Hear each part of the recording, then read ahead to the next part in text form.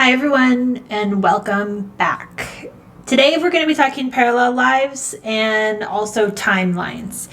So before we start this little chat, I want to talk to you about what that is.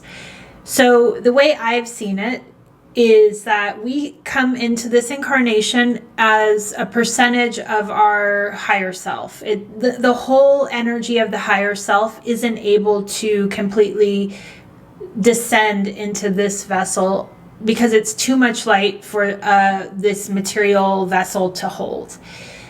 So what happens is that you come in, you're born, and you carry a certain percentage of that energy of the higher self. And throughout your life, you have moments that you either are given a decision in life, or you have a trauma in your life, or essentially what happens is your higher self wants to experience the decision or the choice that didn't happen. So in the case of, let's say, a decision, let's say you choose one path, well, the higher soul wants to experience, yes, the path that you're choosing, but also the complete opposite. And from what I have seen, there's a total of 8 lives. Now, I've heard it can be as many as 12, but for me, I have 8. And meaning that I have one that I'm living and that I'm recording this episode on, and then I have 7 more. Now, the majority of people have probably closer to 12. The reason that I have 8 is because I've started already collapsing other timelines. So I've already collapsed, I think, 4 to 5 timelines.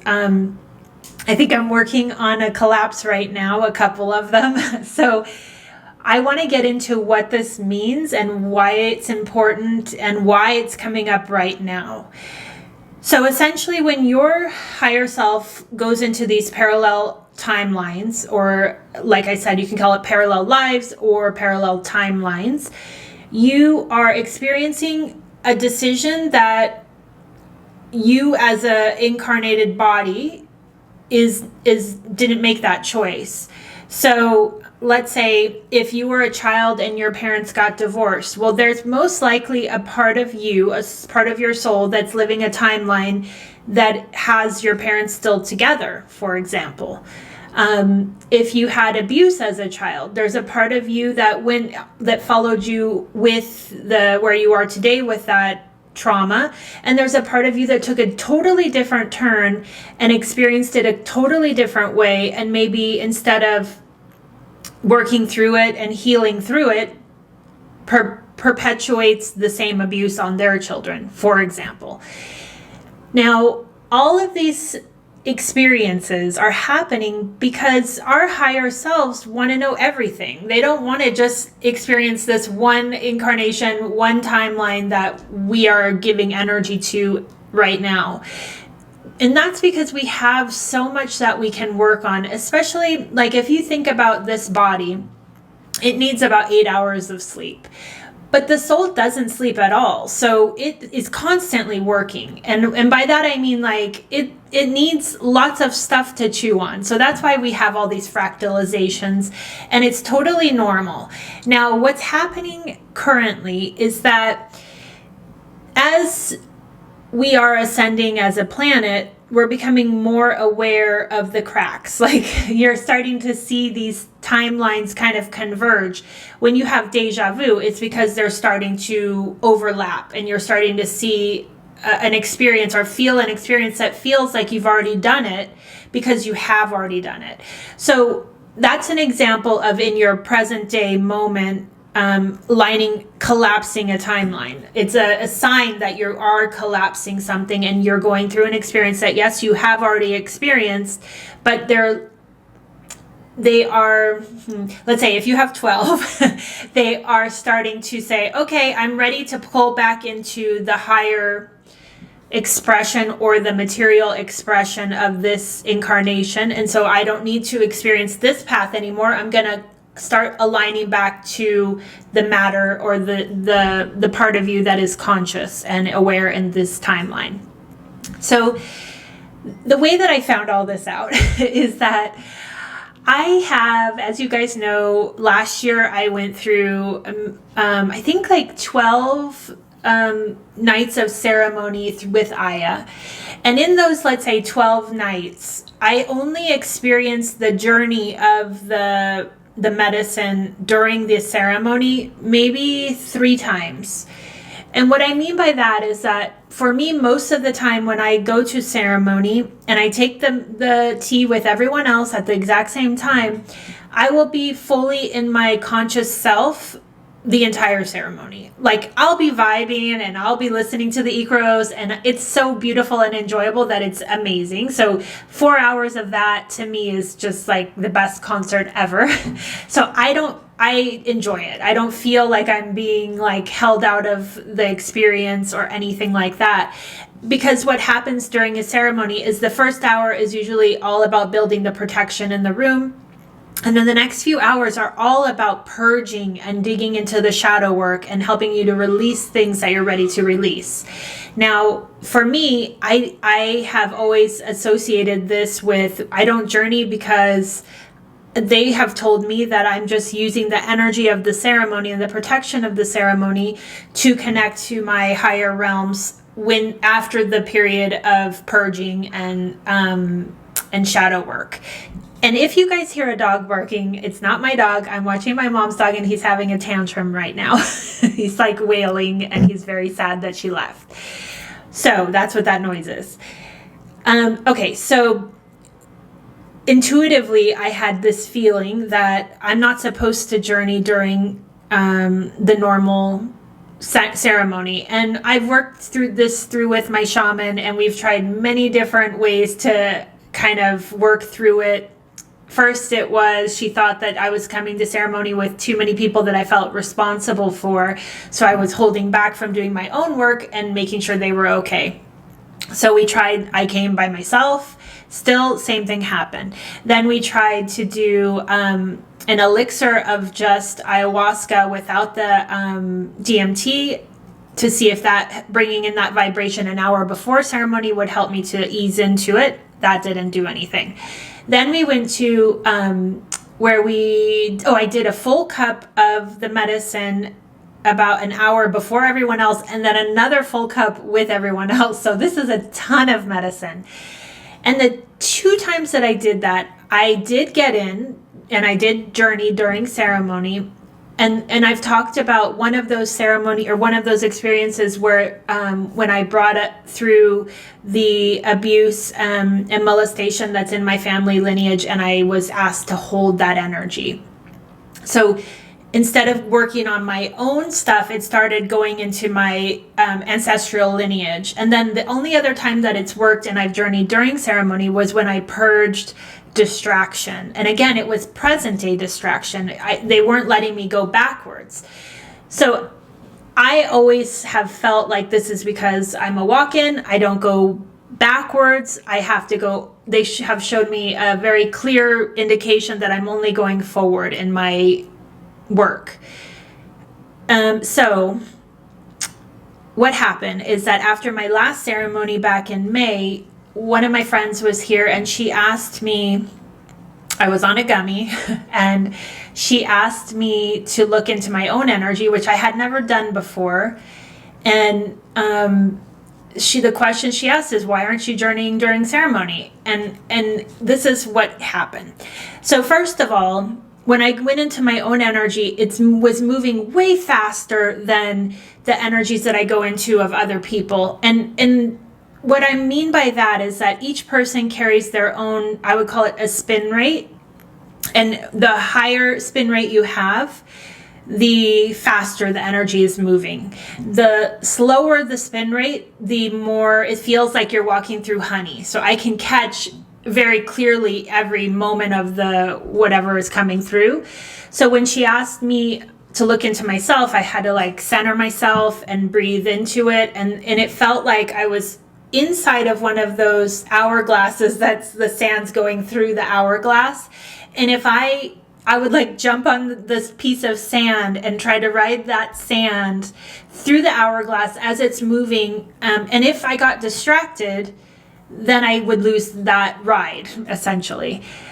So I remember her, like there was other people talking, and if I lost the thread, I would totally lose what was coming through. And what came through is that they showed it as a timeline, and they said, okay, here's the time that you came in as the walk-in.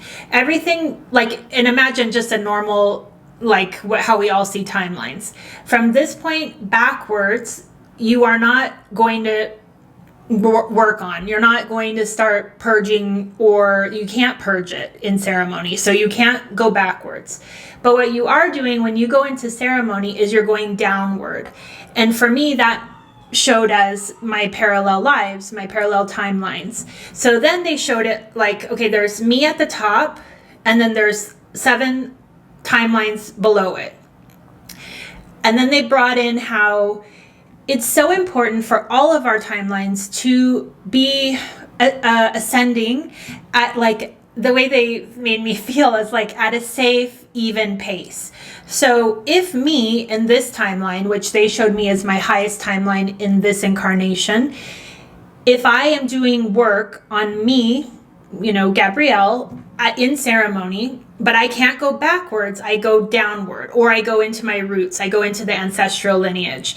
And the problem with that is that then I'm doing work on my lower timelines that is not ready to work on. Like, those parts of me are still in the trauma of what I was dealing with back then. Because when I came in as a walk-in, I agreed to move forward, but I also agreed to take on all of the timelines that previous soul was building at that point.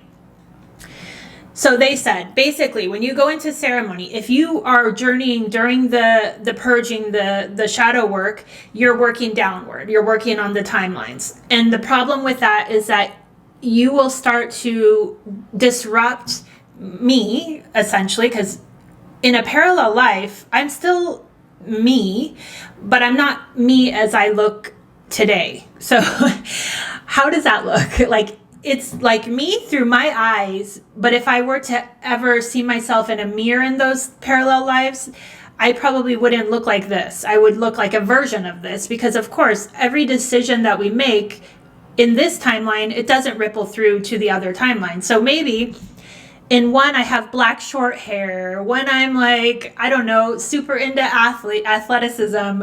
One, I'm like, it could be many, many things.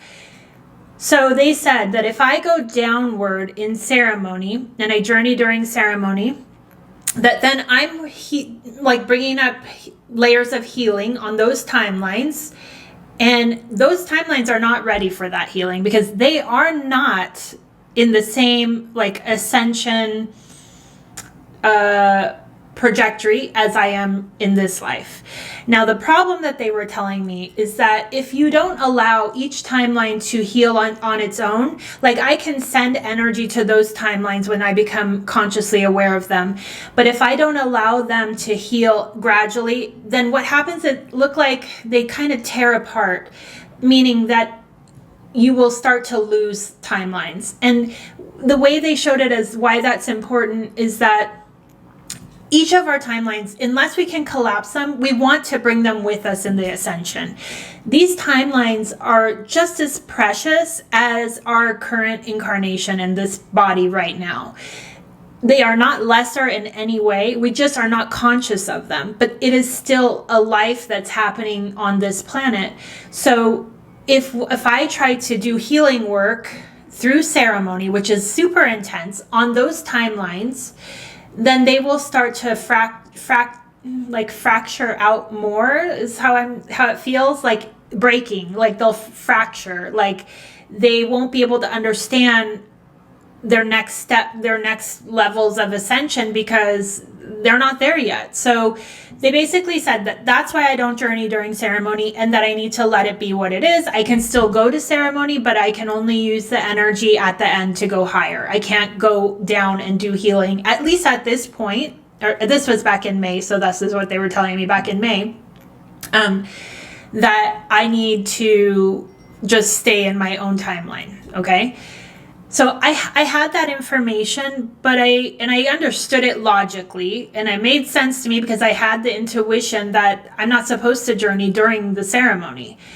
Now I know why, but what's happening now, and this is where I want to bring in what, with all of this recalibration and all of these new energies that are on the planet, at least in my story, the parallel lives or timelines are coming up way faster, and I always am conscious of them in my dream time. So always, my whole life, and this is way before my awakening, I always would dream in me going into another me and playing, like having a normal day, and it would feel like me, but it would be, some people would be similar, some would be different, some would be like further along in the story than what had actually happened in my life. And I could never understand what it was until maybe about a year or 2 years ago.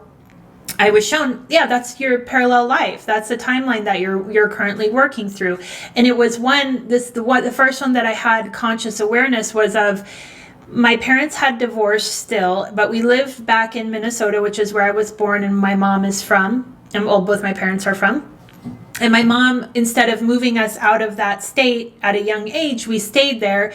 And what I felt is I was a child still in that timeline, and my mom was dating a lot of people, and I remember feeling unsafe in that environment. Like there were people coming and going, and I didn't feel like there was stability. And when I woke up and then I realized, and I was told this is why you dreamed this, then they said I could send energy to myself in that timeline. Okay, so then going forward, if I remember a dream, it's always going to be, at least for me, a timeline dream, because if you are listening to or understand the story of the walk-in, the work that I'm here to do is not on my shadow stuff. It's not on my wounds. It's of that I'm conscious of. It's of my stuff in my parallel lives. So when I go to sleep, I am also working. I work nonstop on those parallel lives because they're very I don't want to, like, there is no good or bad here. It's not like one is better than the other, but they're very much on a different trajectory because they were created from the other soul before I came in. So they're on it, like, it's almost like if this is me, they are further down, and then they start layering down from there. So there's this gap, and it's in that gap that I have to slowly work on each one. So in the last week, I had some pretty interesting stuff come up. And the first one was back when I was like, I think around 30, maybe 29, 30. I worked for a designer in New York, and I was his assistant. And, you know, everything happens for a reason, and everything comes about for a reason. I didn't look for the job. It was presented to me through a friend of a friend, and it all kind of lined up. And as I was moving to New York, it just happened. And this person, this boss of mine, wasn't abusive to me, but the way that he treated other people in the office was extremely abusive. And I had such a hard time struggling being around it. And I had agreed when I took the job to keep it for a year. So I stayed and I worked through it for a year. And then exactly at that year, I applied for another job within the company. And it was in the visual department. So after I had done the interview, done a project for them, and I was offered the job through an email, but they said you need to talk to him, our boss, to just confirm that he's okay with this move. So then, of course, I went into him and I said, I told you I would give you a year, and this is what I want to do next. And his initial response was, you're not qualified for that. And I was like, I have my master's in art. I am qualified. And let me show you exactly, maybe you don't remember my resume. Like, let me explain myself. And he just was not wanting to hear it. And he, basically in that meeting was trying to get me to quit. Like, he got so angry with me and was like, no, absolutely not. You're not getting that job. And I remember just being like, what is going on here? And it got kind of drawn out. I remember I got super sick. I had like walking pneumonia. I was constipated for over a month because it was drawn out for about a month until it finally ended. I was like in such a state of fight or flight that I didn't know what to do, but I was like, I know I'm in the right, and I know I have an email saying I'm qualified and I was offered the job. So to me, I wanted him to let me go, because at that point, then I could get unemployment, or I could get a severance or whatever. I wasn't going to quit. And it just kept getting worse and worse. And he just was just impossible to be around. And so finally, like after me, this toxic place of me being completely sick, I should not have even been going to work. My mom said, just bring a tape recorder and set it on your desk. That's going to make this all come to an end. And I was like, oh, okay, because this man was abusive, okay? So I did. I came into work with the tape recorder and I set it on my desk. And within like an hour, HR was there and they were giving me a severance. And it ended, okay? It didn't quite end because he did stay in my life for a few more years after that, because I ended up going to work for a company that he was a designer for as well. And so we did cross paths. And of course, he acted like everything was totally fine between us and whatever. So the other night, I'm in a parallel life, and there I am, literally working the same job for this man. 20 years so it's like I never left. And 20 years have passed, because it's been about 20 years. And there I am still being his assistant. And in that dream, I'm training someone else to take over. Okay. So this is like after 20 years of being there, I'm training this other person, and I'm telling her, like, these are the things that you need to look out for. These are the moods he has. These are who he's going to attack. Like, I was explaining all of the abuses that were going on in the company.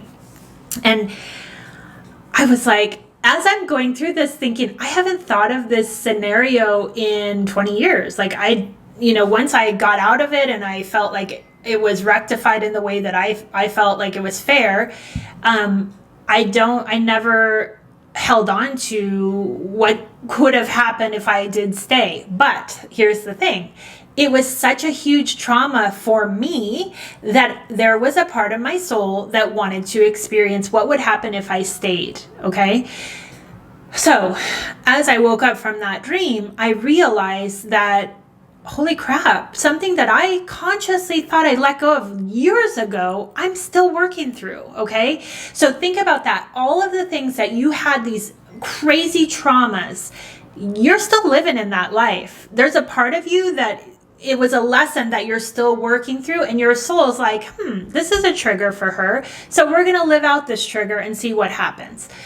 So as I woke up, I was like, oh my goodness, I never realized that I had been holding that scenario for this long, and can I have compassion for the person that I was when I went through it the first time, and also compassion for my parallel life that is still dealing with it. And the thing is that, I mean, in all things spiritual, there's no judgment, but there is an understanding that our minds, because we think of things in duality, it's really hard to understand what the lesson would be of me staying in that situation.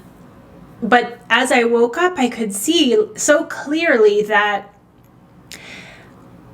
I needed that experience. And think about this. I needed it to even unfold in this life. Like, it gave me the courage to speak up for myself. It gave me the right to say, like, no, I'm not going to stand for this abuse. But that was the choice that I made in this body, right? So there are so many levels to my psyche that are still working through that trauma in that job. Okay. So that happened like 3 nights ago.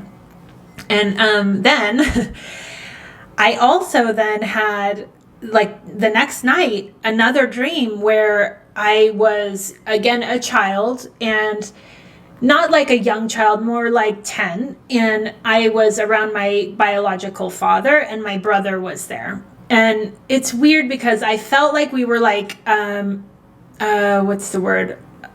touring almost like a military base with him. But it was, the way it was being shown to me is that he had been in the military, and that we were looking at like his bunk and his whatever, right? I don't even know what things you would see. But I know consciously that my biological father wasn't in the military. So what that piece gives me is that there was a part of him that wanted to experience the military that didn't. So we almost like we were in two, we both were living out this parallel life, and it's also a parallel life for him. So it wasn't even in this realm of reality for either of us. So as my brother and I are going through this tour, I remember I start shaking and I feel really uncomfortable. And my logic, okay, consciously I know in this life that my biological father was an alcoholic, and he was physically abusive to my mother. Now, she left him, I believe, when I was around 2. So I don't have a conscious memory of him being abusive, or I don't have like visuals of that or anything other than people telling me. And in this parallel life, I remember like just being in his energy. I felt so scared and so uncomfortable. And I remember looking to my brother and asking him to get us out of the situation. And I needed to leave. I needed to get out.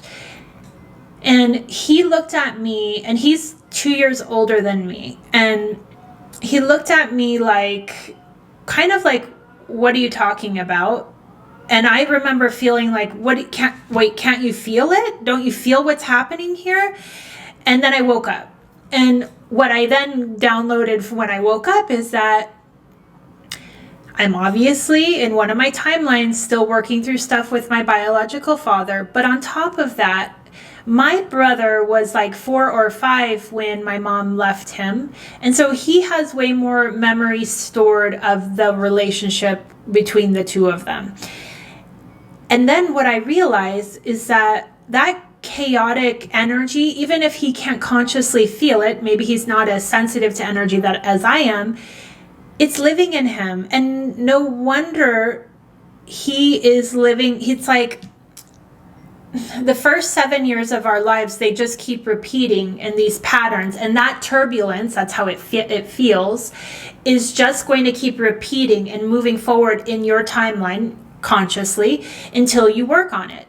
Well, when I have these uncomfortable moments currently in my present day with my brother, I realize that it's because he's bringing up trauma or energy that's like turbulent into this present day that I couldn't handle back when I was a child, and that I still can't handle in this moment of my life. Like, it feels so uncomfortable that it's just like because I feel it. So it's like, imagine you're flying on a plane, and when it hits those pockets and it's like, it's like that. Like, you can't function in that. It's like, it feels like mass energy that's chaotic. And when I asked him, can't you feel what's happening? Don't you understand? And he was like, what are you talking about? It's because he can identify more with that energy, because he was, number one, living in the energy much longer than I was. So he acclimated to it. But number two, it's like he doesn't even understand what I'm saying. Now, in this present day timeline that I'm living in, he actually has a relationship with our father, our biological father, which again makes me understand that, yes, of course he does, because he can understand that vibration. And all of that is to say, I came away from that timeline feeling like able to have more compassion for where he currently is in his life, because now I understand where it comes from. It's like a much deeper and ancestral wound that's working through him that he didn't ever not resonate completely with. I think that there's a part of him that wants to move it forward. However, there's also this resistance to digging into it, I guess is the best way to say it. So then what happens is you just carry that vibration almost like as a backpack, and you bring it around with you. So where he's carrying around this backpack, and he's bringing forward this energy, I feel like our conversations are like a full-blown attack on me, where he is just being him. But it was always that vibration of energy that I never could relate to.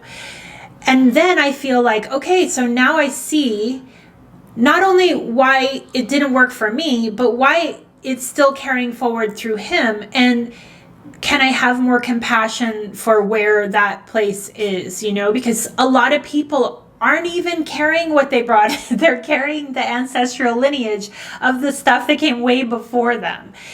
So these are the types of things that are starting to come up. And the reason they come up in your conscious life, so for me, when I wake up and I get the downloads of why this happened and what I was supposed to learn from it, these are the collapses. This is when your conscious self is able to fully grasp what's happening on these other levels, so that they can start collapsing. I guess that's the only way to say it, collapsing back together. So when I tell you, the majority of people have 12 fractals.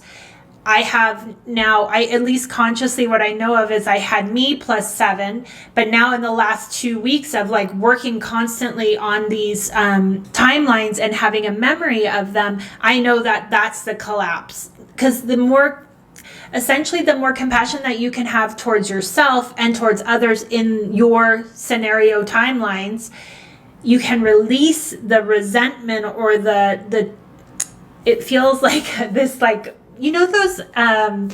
those balls of rubber bands where they're just wrap, wrap, wrap, wrap, wrap. It's like that. It's like this stuck energy that's you're in the middle of that ball and you cannot see how to pull off the rubber bands because you're in it. Where when you can see it clearly and when you can pull back, you can start seeing I just have to remove one band and then the next and the next and the next, and it loosens it up. And so that's how that parallel timeline's able to start journeying up to meet and collapse into the next. So back to this download about why these timelines are so important and why it's so important to allow them the time to collapse in their own way, is what I was shown as we move into the 5th dimension. We want as many of these timelines to come with us as possible. However, if your lowest timeline is, let's say, 100% in 3rd, okay? It's not budging from 3rd, it's living out that life. That means that as we ascend into 5th dimension, there's going to be a break off, a fracture, and you're going to lose that part of you. A part of you is going to continue in 3rd. Let's just use that as the example. So the way they showed me in terms of not going to ceremony and journeying during ceremony was that I only have 7, and I want to take all 7 of those with me into the 5th dimension.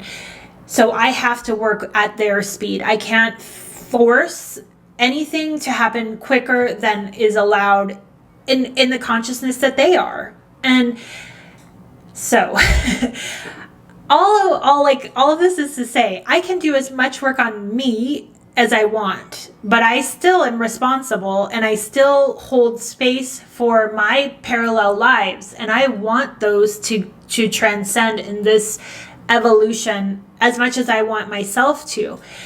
And that's the ultimate compassion, because then you look at yourself and you're like, okay, I'm presenting as Gabrielle in this moment as 5th dimension, but that's not all of me. There are parts of me that are in the muck and living it out, okay? And I have compassion for those parts of myself that still want to make this leap and this jump, right? But they need to do it in their own space and time. So as I become conscious of these timelines, I'm able to now, when I release let's say in the case of my brother, when I release that animosity for why is he the way he is, now consciously I can see exactly why. And I can have compassion, right? So then that frees up space in my own body that is instead of being closed, it's like an opening that then allows it to be what it is. So in that timeline, instead of me saying to him, I need you to help us, I need you to see what's happening here and help get me out of here, I can then take it on myself and say, this vibration doesn't work for me, I need to get out of it. Okay. Now I don't need to rely on him to fix it, because at this point he can't feel it. So why are we putting all of our chips on other people to fix something? We can't. And in that case of that timeline, obviously he's 2 years older than me. So as a child, I always looked to him to help me, to help fix things or to be there for me. And he always was that kind of protector as children. But in this present day life, as I outgrew the need for that protection, the relationship has changed. And now he doesn't feel like he has a purpose. And now when I look at all of the advice and all of the things that he had been giving me that made me turned off, it was just him trying to give protection, although it was coming through in a way I couldn't understand, and I couldn't read it, and I couldn't feel it. And so it felt like a door, I'm hitting myself against the door, and I don't get why he keeps doing this. We've had talks about this, and still, but it's because he can't see past the door. He doesn't understand what's beyond that, at least in this timeline. So I wanted to give one more thing that happened yesterday. I was all weekend, we've been working around the land and getting it ready for our wedding. And Richard works all day, Monday through Friday. And on the weekends, usually he's a generator. So he's usually able to just jump right into, and he's, working on projects and doing stuff. But this last weekend, he was exhausted and he was just down both days. And at the second day, so Sunday, yesterday, I kind of was like, as I'm digging through rocks, and normally I love that, but as I'm doing it, I had resentment. I felt like, why? We have 1 weekend left and here he is laying down, what's going on? And all of a sudden I had a shift that said, can you enjoy the time that you're spending with the rocks? And the moment that you can let go of the mind thinking about what someone else is doing or not doing, and then you enjoy what you're doing, you shift your own energy, which then allows them to shift their energy. And no joke, the second that came through, I looked up into the kitchen window. He was supposed to replace the sink faucet in the kitchen. And I looked up, and that sink faucet's been sitting there for over a week, okay? But I look up, and there he decides to put it in. And I'm like, oh, all it took was for me to get out of my own way and literally just focus on my own path, what's in front of me. And the moment that I did that, and I really started focusing on all of these beautiful rocks that I get to play with, I was having fun, and I wasn't looking at it as a chore and resentful. And it took me that realization of, literally, we have the opportunity to affect so many people in this incarnation and this timeline by just focusing on and giving intention and love to whatever is in front of you. Don't worry about the people around you. All that's going to happen is that your energy is going to radiate outward and give them that lift that they needed to do what they need to do. So whenever you hold that resistance, and I think that even was coming up because a lot of stuff is being purged right now. As this recalibration is happening and all of these new light codes are coming onto the planet, we don't have space for that density. Our bodies can't hold it anymore. So basically, as I was feeling that resentment, it was like, okay, you're the problem. You need to shift that perspective. And then when you do and get it, then it will shift what's happening over there. So I hope that these stories are helpful. I want you to know that as you become more conscious of your timelines, send as much energy and compassion to yourself as you can, because it's just all part of the story. It's all part of the process of why we're here. It's beautiful, and it's an experience that you'll be able to start seeing yourself in a totally different light, and then the people around you in a different light as well, and understanding why they are in your life in the first place. So I hope it's helpful, and I really want you guys to feel into this for yourself. Like, I know a lot of people have dreams that are in different planets and flying and all of these things. And if that's you, enjoy it. Your soul is soaring in your timelines. Like, and what I would take that to mean is that you're more in the middle of your timelines versus at the top of your timeline. So when you have those amazing dreams, you're tapping into a higher one that you're trying to collapse to. So it goes both ways. In my case, I'm already at the top of mine and I'm working downward. But all of it is happening for a reason, and all of these newer remembrances are also happening for a reason, because it's time for us to let go of these unconscious threads that have been holding your vibration down. So again, I hope it's helpful, and I'll see you next week.